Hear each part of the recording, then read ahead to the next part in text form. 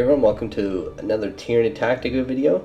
This week we're going to be talking about Lictors. So I got a request to do a Tyranid Tactica video on Lictors a month or two ago, and I finally just got the time to really get around to putting this out. So I hope you guys will enjoy this and give you an idea of how you can use Lictors effectively in your own list and kind of the role they now fill in our army.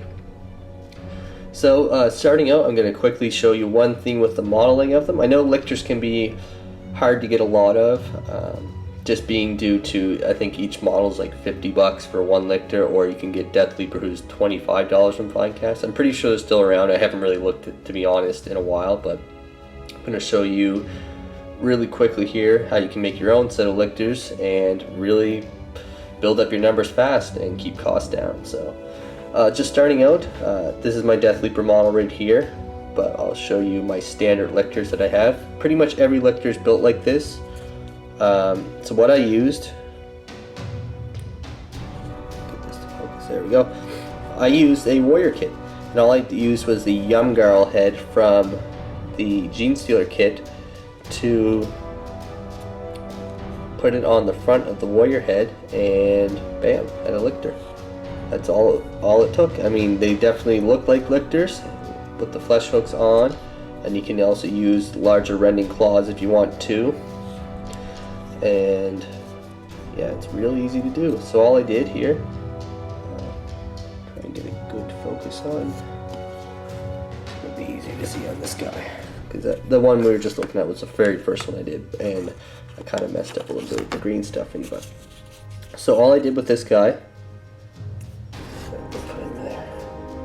as you can see in the head area here, zoom in, try and stay steady. Now I'm not the best green stuff, I'm sure you can see the flaws there, but all I did was just shave down the Genestealer head that kind of cut off that bulbous back to it, and then just kind of shave it and cut it so it fit in with the warrior. And then I just used liquid green stuff to kind of put that in and shape it to the Yumgarl head. Like, again, I'm not overly experienced with using green stuff. Like, this side definitely looks a lot better, but you can get better through time. Like, as my Lictors went on, I definitely got better and better at it. But that's all it took. And then I just used extra sliding talons, and this guy I used the larger rending claws from one of my old warrior kits, and then again on Death Leaper he used the larger sliding talons from the old warrior kits, and I had some other large sliding talons from my monstrous creatures lying around. So I just used those, and boom, I made myself a bunch of Lictors. So it's super easy to do. Just get a hold of a set of warriors, and who doesn't have a bunch of Genestealers lying around to use some Yumgarl heads? And if you don't have any, you can always trade on some forums too. I also used some Venomthrope heads as well. I have them in the cabinet there, I don't have them out here. I have a total of 9 Lictors, well 8 Lictors and Death Leaper in front there, so I can run the Death Leaper hunting pack, I think it's called, but we'll get into that in a second. So that's how you can build your own Lictors real quick, and even if you want to, you can even make them look extra unique by gluing on some rending claws for feet there. Kind of looks like a raptor. And you can make these guys camoed in. It's super easy to do. Like, the way I did it was very simple. With some runes here, it matches our terrain we use, so it's real simple to do. Like, you can definitely go way more in detail there. Like, it's not crazy looking, but it's really simple and it was effective. So alright, now onto the Tactica portion of the video. So the way Lictors fit into the role of the Tyranid army right now is by basically being objective grabbers. They're expensive objective grabbers. Now, the reason you don't see them a lot is because essentially when it comes down to it, Ripper Swarm's Deep Strike do exactly what Lictors do, but better, which is appear and hold objectives. If you're to bring 1 or 2 Lictors in a list, that's primarily the role you want to use them in. They're not great in combat.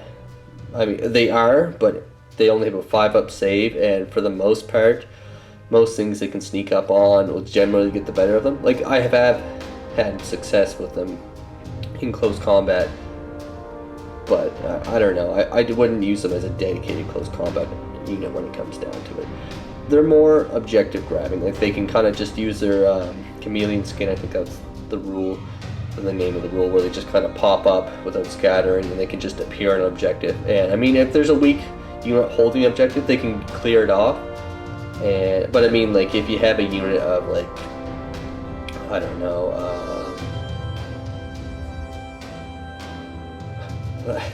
like a unit, like a command squad or something, they're not going to deal with that. But I mean, if it's a scout squad, the Lictors generally will clear that off. Blank there, I'm trying to think of something that be sitting on objective that might be a little tough to clear. Sorry about that. But yeah, that's primarily the role they're going to fill in bringing individual Lictors in the elite slot. Now, the other role you can use them in, and you kind of have to dedicate and build your list around this, is a target saturation, excuse me, role, where you bring so many Lictors, and you can achieve this using the Death Leaper's Hunting Pack, I think it's called, or no, that's a Broodlord's Hunting Pack. Death Leaper's Assassin Brood, that's what it is, sorry. From the Leviathan Rising Data Slate 1.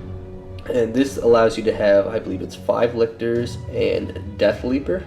And they also can do some leadership modifying shenanigans. But that's a lot of Lictors, and then you can bring 1 or 2 in your elite slot on top of that.